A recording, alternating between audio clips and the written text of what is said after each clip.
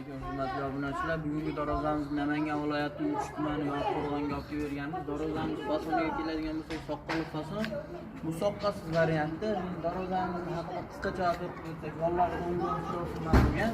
Qalinidan tagi shiylar tepa holati lazer 2 sm.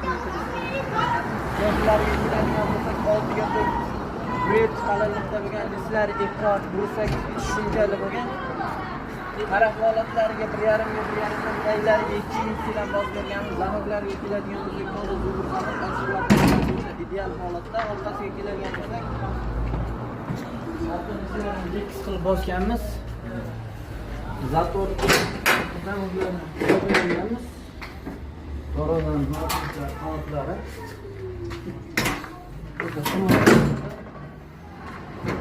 Shanalarga keladigan bo'lsak, toza patinimizning shanadan foydalanganmiz. Kimga shunaqa xizmatlar kerak bo'lsa, sizga telefon raqamimizni qoldirib qo'yamiz. Hammaga rahmat.